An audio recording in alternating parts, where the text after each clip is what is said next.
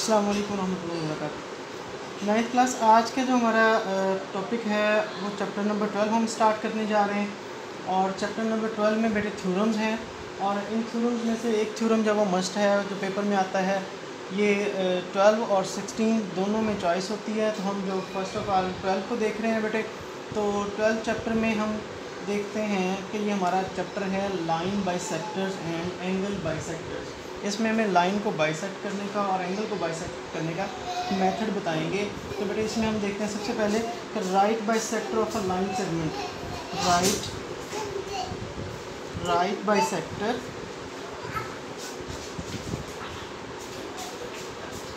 Of a line segment.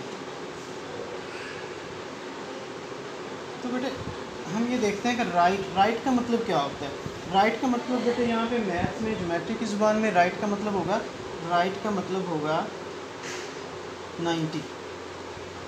90 degree. जब 90 degree के angle की बात करेंगे तो ये राइट होगा। राइट बाई का मतलब क्या होता है बेटे, बाई का मतलब होता है टू, सेक्ट हिस्से, दो हिस्से। जैसे बाईसाइकिल, तो बाईसाइकिल जो क्या होगा, दो पहियों वाली साइकिल बाईसाइकिल इसको बोलते हैं। और जो 3 पहियों वाली होती है उसको हम ट्राईसाइकिल बोलते हैं।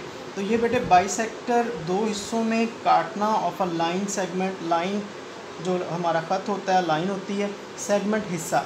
एक लाइन को दो हिस्सों में 90 की डिग्री पे, एग्जैक्ट मतलब 90 की डिग्री पे उसको जब वो काटना, ये हमारा right bisector of a line segment कहलाता है।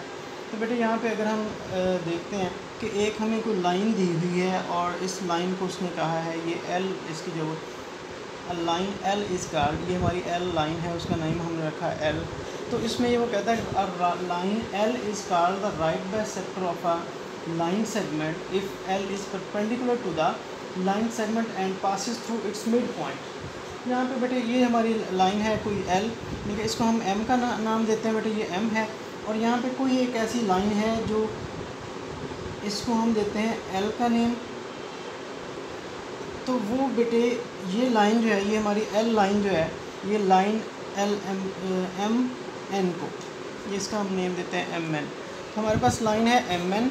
इस लाइन एम एन को एक और लाइन एल जो है वो इसको बाइसेक्ट करती है, और इस तरह बाइसेक्ट करती है कि इसके ऊपर परपेंडिकुलर होता है। परपेंडिकुलर होता है कि यहाँ पे जो एंगल बनाती है वो 90 का बनाते हैं बेटे। ये लाइन इसकी सरफेस पे जो एंगल बनाती है वो 90 का बनाती है, और इसको मिड पॉइंट से, इसके दरमियान से, मतलब अगर फ़र्ज़ करें कि अगर इसकी लेंथ जो है वो है 10 सेंटीमीटर, हम 10 सेंटीमीटर लेते हैं, तो अगर इसको यहाँ पे बिल्कुल 5 पे आके ये इसको कट करती है, तो यहाँ से यहाँ तक का फासला जब 5 सेंटीमीटर होगा, और यहाँ से यहाँ तक का डिस्टेंस जो है क्या होगा 5 सेंटीमीटर होगा बेटे।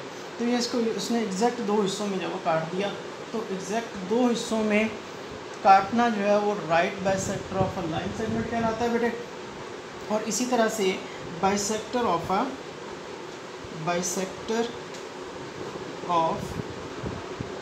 एन एंगल,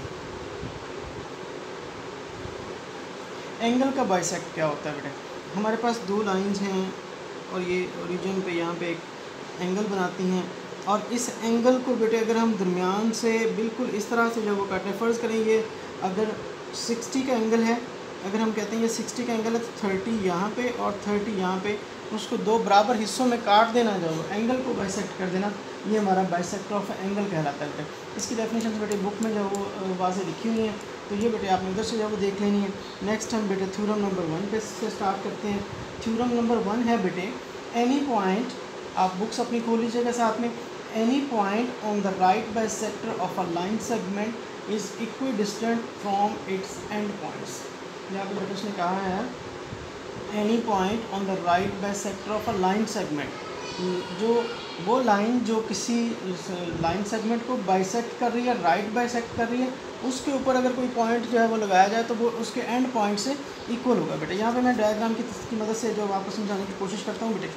तो देखिएगा हमारे पास एक लाइन है, इस लाइन को हम नेम देते हैं ए बी, ये लाइन है हमारी ए बी। तो बेटे यहाँ पे एक हम लाइन और लेते हैं, इस लाइन का हम नेम रखते हैं एल एम, ये बेटे हमारी लाइन है एल एम। अच्छा बेटे, अब उसने ये कहा है कि ये लाइन एल एम जो है ये बाइसेक्टर है, ये लाइन बाइसेक्ट करती है किसको, ए बी को, ए बी लाइन को लाइन एल एम जो है वो बाइसेक्ट करती है, और किस पॉइंट पे करती है, सी पॉइंट पे करती है। ठीक है बेटे, तो यहाँ पे उसने कहा है कि लाइन एल एम जो है वो बाइसेक्ट करती है ए बी को on the point of C, so that इस तरह से कि A B A C equals to या कॉन्ग्रेंट सी बी सी, मतलब ये दोनों पार्ट्स यहाँ से यहाँ तक का डिस्टेंस और यहाँ से यहाँ तक का डिस्टेंस जो है वो सेम रहता है बेटे। तो हम इसको जब हमने प्रूव ये करना है बेटे कि अगर इस लाइन के ऊपर कोई भी ऐसा पॉइंट लिया जाए, इस पॉइंट से यहाँ तक का डिस्टेंस और इस पॉइंट से इस तक का डिस्टेंस जो है दोनों सेम होगा, ये हमने बेटे प्रूव करना है। तो हमारे पास सबसे पहले गिवन में दिया हुआ है a line L M intersect the line A B मैं पहले बता चुका हूँ एट द पॉइंट सी पे सच दैट इस तरह से कि एल एम जो है वो क्या है, L M is the perpendicular, ये बेटे परपेंडिकुलर का साइन है, perpendicular on A B line L M, ये बेटे लाइन का जो ऊपर हम लाइन लगाएंगे इससे हमें बाहर जो होगी इसका मतलब होगा कि हम लाइन की बात कर रहे हैं। तो line L M is the perpendicular of line A B बेटे। तो ये ए बी से उसने उसको इस तरह से परपेंडिकुलर किया, बाइसेक्ट किया, उसको जो परपेंडिकुलर जब उसके ऊपर गिरा तो उसने उसको बाइसेक्ट किया, दो हिस्सों में काटा, so that A C line A C congruent है इसके बी सी के, इस तरह से कि ए सी जो है बी सी के। ये बेटे हमारे जो है ना ये गिवन है, ये इसने हमें दिया हुआ है, हमें जो उसने पूछा है, जो उसने हमें प्रूव करने के लिए दिया है, हमने प्रूव यह करना है कि इसके ऊपर कोई भी पॉइंट, हम यहाँ पे एक पॉइंट लेते हैं P, तो ये पॉइंट P से A का डिस्टेंस, पॉइंट P से A का डिस्टेंस और पॉइंट P से B का डिस्टेंस जो है वो सेम हो, हमने ये प्रूव करना है। जो हमने प्रूव करना है वो होगा PA, line PA is congruent line PB। ये बेटे हमने प्रूव करना है, हमने साबित करना है बेटे। तो यहाँ पे हम देखते हैं बेटे, नेक्स्ट बेटे हमारी कंस्ट्रक्शन क्या होगी। हमने कंस्ट्रक्शन ये कर ली बेटे कि P को हमने A से ज्वाइन कर दिया और P को हमने B से ज्वाइन कर दिया बेटे। तो ये बेटे हमारे पास जो आप देखें कि हमारे पास दो ट्राइंगल्स बनती हैं, एक ACP और दूसरी BCP। अब हम जब नेक्स्ट बेटे अपने बुक पे देखिएगा तो 11 पेज पे दो बॉक्सेस दिए हुए हैं, एक में बेटे स्टेटमेंट की बात की है, दूसरी साइड पे जब आपने रीज़न्स देने हैं कि हमारी जो हम स्टेटमेंट दे रहे हैं उसकी क्या रीज़न क्या है। जैसे बेटे मैंने आपको बताया कि हमारे पास दो ट्राइंगल्स बनती हैं, एक ट्राइंगल है बेटे ट्राइंगल, ये बेटे ट्राइंगल का साइन है, ट्राइंगल ACP इज़ कॉन्ग्रेंट, ये सॉरी इसको हम कंपेयर कर रहे हैं किसके साथ, ट्राइंगल BCP के साथ बेटे, BCP के साथ जो हम कंपेयर कर रहे हैं। तो यहाँ पे बेटे एक और चीज़, अब ये दो ट्राइंगल्स को हमने जो वो इक्वल प्रूव करना है। देखें AC जो है वो BC के इक्वल है, ये तो उसने हमें पहले से बताया हुआ था, ये तो गिवन था। तो गिवन में ये था कि हमारे पास हम यहाँ पे लिखेंगे line AC is congruent BC, line BC। और ये हमें कैसे पता चला, ये हमें उसने दिया हुआ था, गिवन है बेटे ये। नेक्स्ट बेटे उसने कहा यहाँ पे जो एंगल, यहाँ पे जब परपेंडिकुलर गिरेगा बेटे, यहाँ पे जब उस लाइन को बाइसेक्ट करेगा, दो हिस्सों में काटेगा, तो एंगल यहाँ पे कितना बनेगा, 90, यहाँ पे 90 डिग्री और यहाँ पे ये वाला भी 90 डिग्री होगा बेटे। आपको पता है कि बेटे स्ट्रेट लाइन एंगल जो होता है, ये स्ट्रेट लाइन एंगल जो है ये 180 होता है बेटे। अगर 180 का हाफ किया जाए तो वो क्या बनता है, 90 बनता है। तो 90 डिग्री इधर होगा, 90 डिग्री इधर होगा। तो इसमें बेटे ये एक बात सामने आ गई कि एंगल ACP कॉन्ग्रेंट है बेटे एंगल BCP के। ये बेटे हमारे पास ना उसने रीज़न दे दी, उसने ये स्टेटमेंट दी है कि ACP जो है किसके इक्वल है, BCP के इक्वल है। क्यों इक्वल है, क्योंकि ये लाइन LM जो है वो उसको इंटरसेक्ट करती है, परपेंडिकुलर है। हम इसको ये कह सकते हैं कि PC परपेंडिकुलर है AB के, इस तरह से कि ईच एंगल इज़ 90 डिग्री, कि दोनों का एंगल जो है वो क्या होगा, एंगल जो है वो 90 डिग्री होगा बेटे।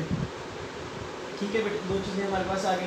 तीसरी बात ये बेटे, हम देखते हैं दोनों ट्राइंगल्स में, ACP में और BCP में, ACP में और BCP में, PC और PC जो है ये हमारे पास दोनों ट्राइंगल्स में होगा बेटे। देखें, एक हमारे पास ट्राइंगल, अगर मैं यहाँ पे एक ट्राइंगल लेता हूँ AC और P, दूसरी ट्राइंगल लेता हूँ BC और P, तो बेटे देखें इसमें PC और PC जो दोनों में सेम है, तो हम ये कह सकते हैं कि PC इज़ कॉन्ग्रुएंट PC के। क्यों बेटे?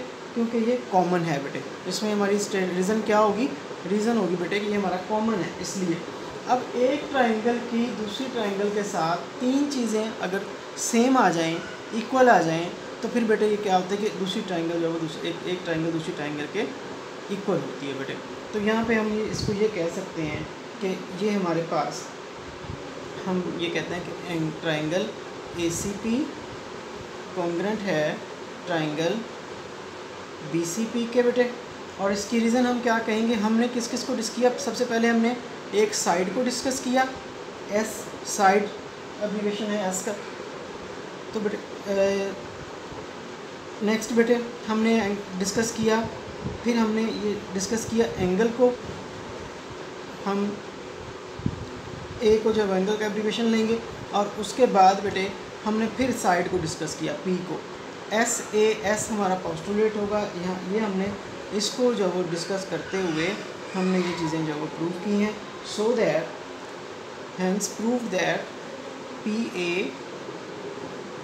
कॉन्ग्रुएंट है PB के बेटे। लाइन PA जो वो ये हमारे पास जो कॉन्ग्रुएंट है, corresponding sides of congruent triangles. ये अगर बेटे ये ट्राइंगल नंबर 1, इसको मैं अगर अपने पास से कोई नेम देता हूँ, ट्राइंगल 1, ट्राइंगल 2। अगर ट्राइंगल 1 की जो बेटे सारी साइड्स, तीन साइड्स या तीन एंगल्स दूसरी ट्राइंगल के ट्राइंगल नंबर 2 के इक्वल होंगी, तो ये साइड ये दोनों ट्राइंगल जो एक दूसरे के इक्वल होंगी बेटे। तो यहाँ पे हम इसको जब ये कह सकते हैं हैंस प्रूव दैट कॉरस्पॉन्डिंग, ये यहाँ पे या आप जो उसका जो स्टेटमेंट है थ्योरम की, वो भी आप लिख सकते हैं। Corresponding sides are of a triangle, sides of a triangle. तो ये बेटे हमारे पास थ्योरम था। इसके बेटे आपने लर्न क्या करना है? आपने लर्न करना है फर्स्ट ऑफ ऑल डेफिनेशन बेटे, right bisector of a line segment, इसकी डेफिनेशन करनी है। नेक्स्ट बेटे आपने right bisector of an angle, ये आपने जो वो लर्न करना है। नेक्स्ट बेटे थ्योरम है जो वो आपने उसी तरह से प्रूव करना है और उसको लर्न करना है। तो ये बेटे इसको कॉपी पेपर पर लिख लीजिएगा। जज़ाकल्लाह खैर। अस्सलाम वालेकुम।